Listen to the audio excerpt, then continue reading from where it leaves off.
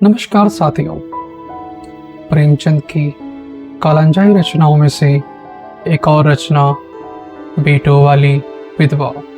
पंडित अयोध्यानाथ का देहांत हुआ तो सबने कहा, ईश्वर आदमी की ऐसी ही मौत दे।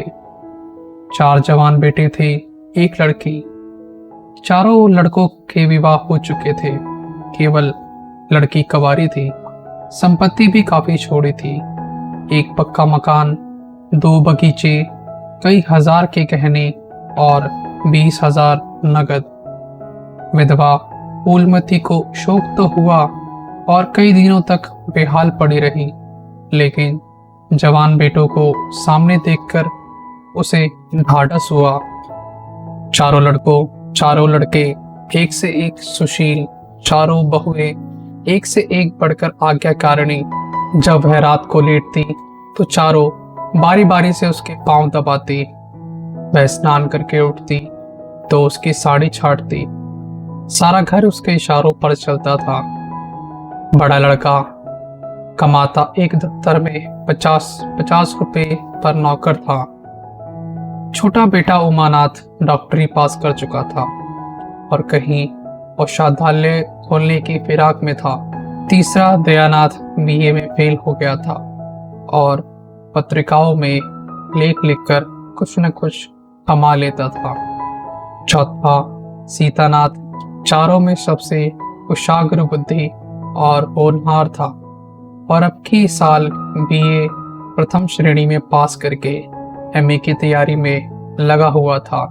किसी लड़के में वह दुर्वसन, वह शैलापन, वह लुटाउटपन न था जो कि माता पिता को जलाता और कुल मर्यादा को डुबोता है।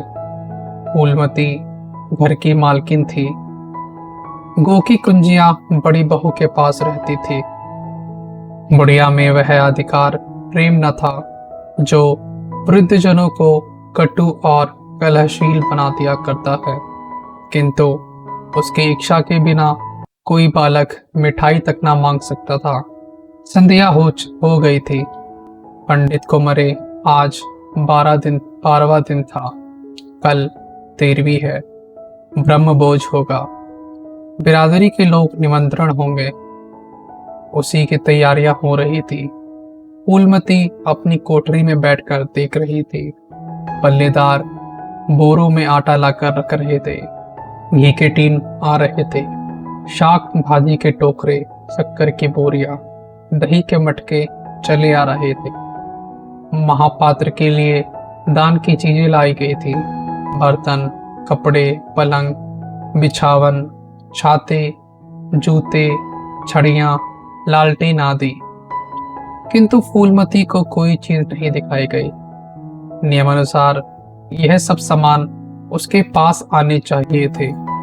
वह प्रत्येक वस्तु को देखती, उसे पसंद करती, उसकी मात्रा में कमी बेशी का फैसला करती, तब इन चीजों को भंडारे में रखा जाता। क्यों उसे दिखाने और उसकी राय लेने की जरूरत नहीं समझी गई। अच्छा, वह आटा 3 ही बोरी क्यों आया? उसने तो 5 बोरों के लिए कहा था। घी भी 5 कनस्तर ही आया। उसने तो 10 कनस्तर मंगवाए थे। इसी तरह शाक भाजी, शक्कर, दही आदि में भी कमी की गई होगी। किसने उसके हुक्म में हस्तक्षेप किया? जब उसने एक बार तय कर दिया तब किसे उसको घटाने और बढ़ाने का अधिकार है?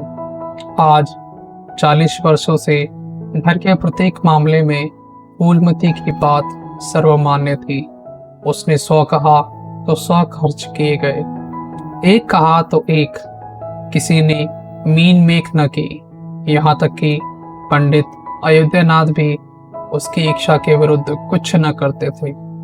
पर आज उसकी आंखों के सामने प्रत्यक्ष रूप से उसके हुक्म की उपेक्षा की जा रही है। इसे वह क्यों कर स्वीकार कर सकती? कुछ देर तक तो वह जब्त किए बैठी रही, पर अंत में ना रहा गया। स्वायत्त शासन उसका स्वभाव हो गया था।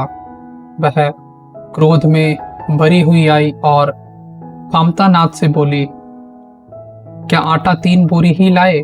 मैंने तो 5 बोरों के लिए कहा था, और घी भी 5 ही टिन मंगवाया, तुम्हें याद है? मैंने 10 कनस्तर कहा था। किफायत को मैं बुरा नहीं समझती, लेकिन जिसने यह कुआं खोदा उसी की आत्मा पानी को तरसे, यह कितनी लज्जा की बात है। कामतानाथ ने क्षमा याचना न की, अपनी भूल भी स्वीकार न की, लज्जित भी नहीं हुआ। 1 मिनट तो विद्रोही भाव से खड़ा रहा, फिर बोला, हम लोगों की सलाह 3 बोरों की ही हुई थी, और 3 बोरों के लिए 5 टिन घी काफी था। इसी हिसाब से और चीजें भी कम कर दी गई। फूलमती उग्र होकर बोली, किसकी राय से आटा कम किया गया? हम लोगों की राय से। तो मेरी राय कोई चीज नहीं है, क्यों नहीं? लेकिन अपना हानि लाभ तो हम समझते हैं। फूलमती हक्की बक्की होकर उसका मुंह ताकने लगी। इस वाक्य का आशय उसे समझ न आया। अपना हानि लाभ? अपने घर में हानि लाभ की जिम्मेवार वह आप है। दूसरों को, चाहे वह उसके बेटे या पुत्र ही क्यों ना हो, उसके कामों में हस्तक्षेप करने का क्या अधिकार? यह लौंडा तो इस ठिठाई से जवाब दे रहा है मानो घर उसी का है, उसी ने मर मर कर गृहस्थी जोड़ी है।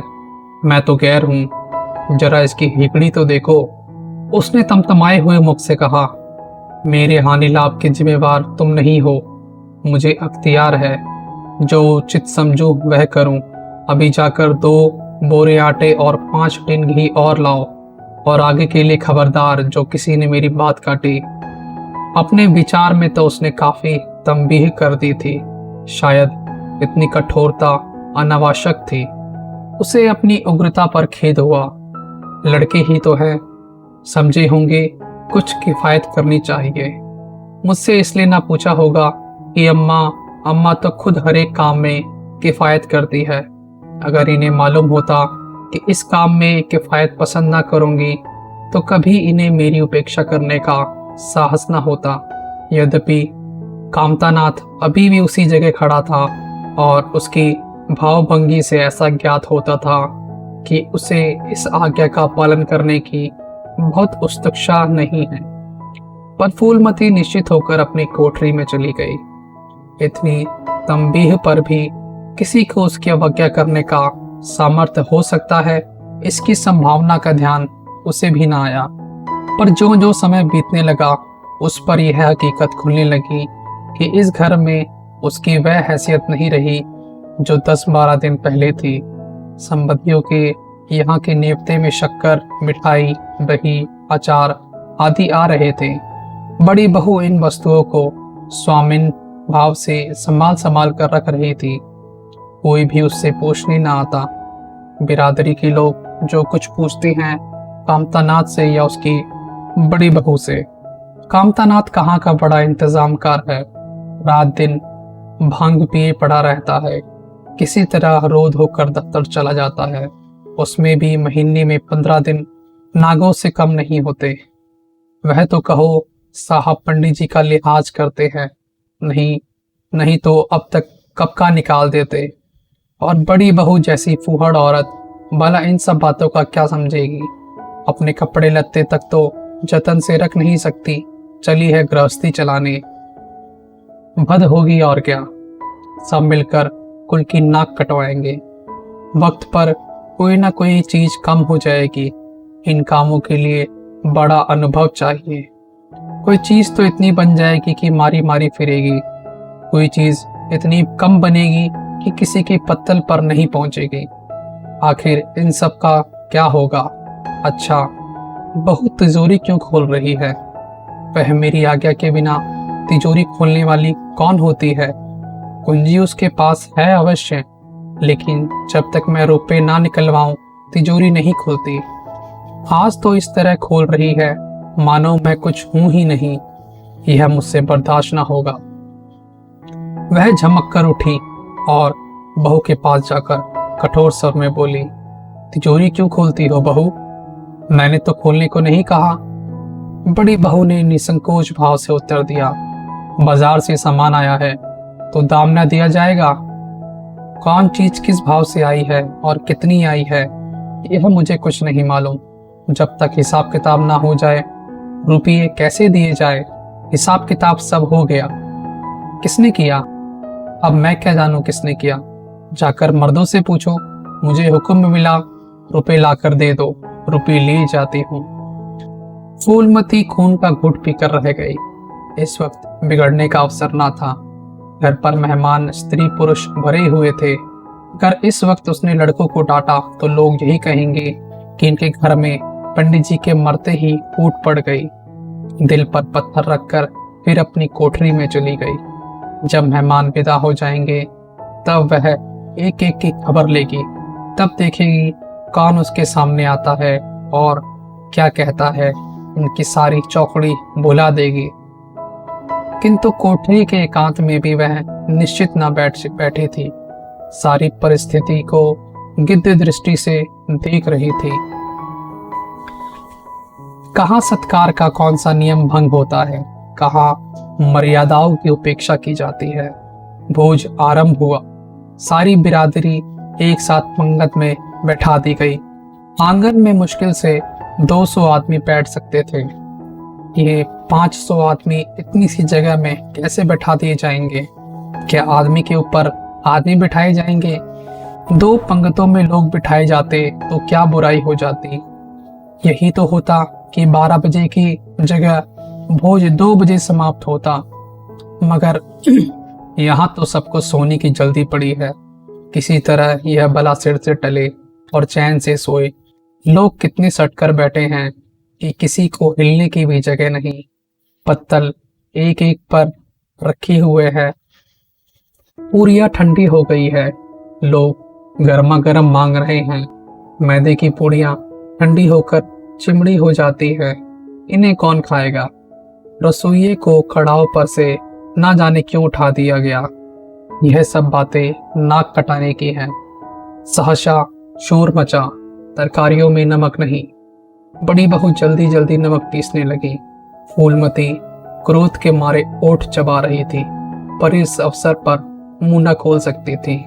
नमक पिसा और पत्तलों में डाला गया। इतने में फिर शोर मचा। पानी गर्म है, ठंडा पानी लाओ। ठंडे पानी का कोई प्रबंध न था। बर्फ भी नहीं मंगवाई गई थी। आदमी बाजार दौड़ाया गया, मगर बाजार में इतनी रात गए बर्फ कहाँ। आदमी खाली हाथ लौट आया। मेहमानों को वही नल का गर्म पानी पीना पड़ा। फूलमती का बस चलता तो लड़कों का मुंह नोच लेती। ऐसी छिछलेदर उसके घर में कभी ना हुई। उस पर सब मालिक बनने के लिए मरते हैं।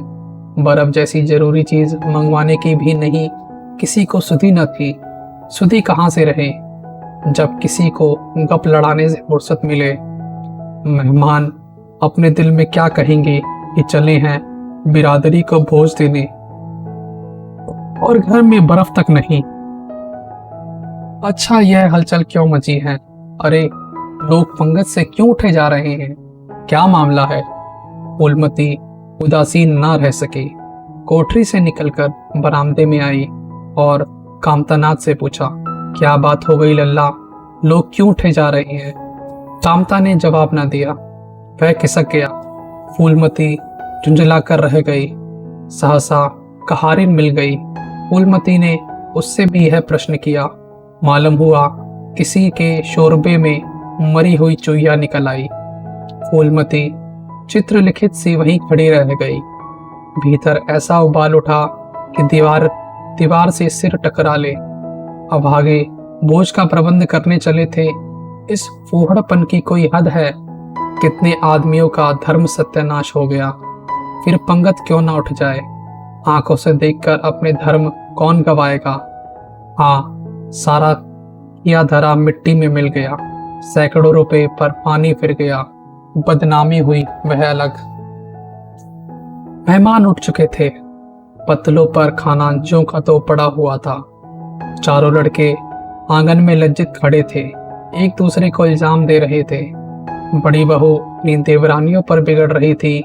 देवरानियां सारा दोष कुमुद के सिर डालती थी। कुमुद खड़ी रो रही थी।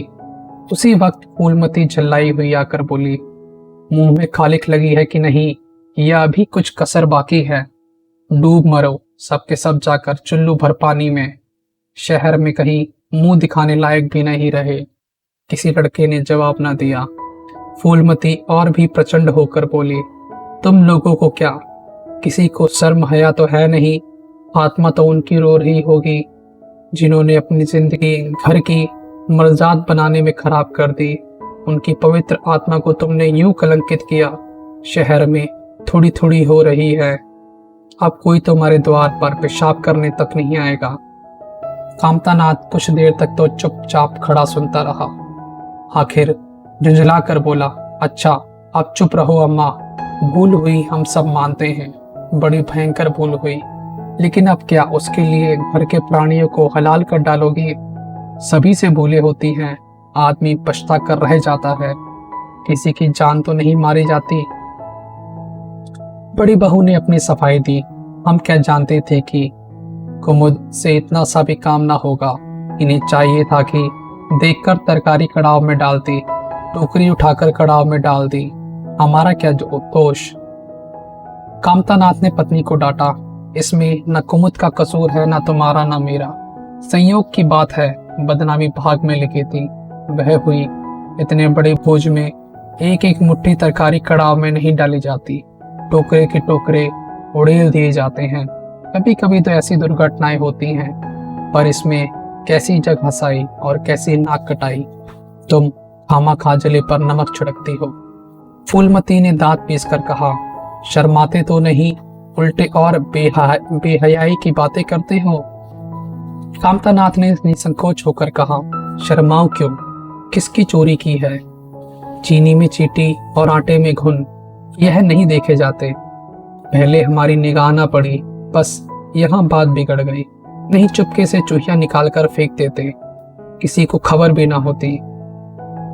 फूलमती ने चकित होकर कहा, क्या कहता है? मरी चूहिया खिलाकर सबका धर्म बिगाड़ देता। कामता हंसकर बोला, क्या पुराने जमाने की बात करती हो अम्मा? इन बातों से धर्म नहीं जाता। यह धर्मात्मा लोग जो पत्तल पर से उठ गए हैं, इनमें से कौन है जो भेड़ बकरी का मांस न खाता हो? तालाब के कछुए और घोंगे तक तो किसी से बचते नहीं, जरा सी चूहिया में क्या रखा था। फूलमती को ऐसा प्रतीत हुआ कि अब प्रलय आने में बहुत देर नहीं। जब पढ़े लिखे आदमियों के मन में ऐसी अधार्मिक भाव आने लगे, तो फिर धर्म की भगवान ही रक्षा करे। अपना सा मुंह लेकर वह चल गई।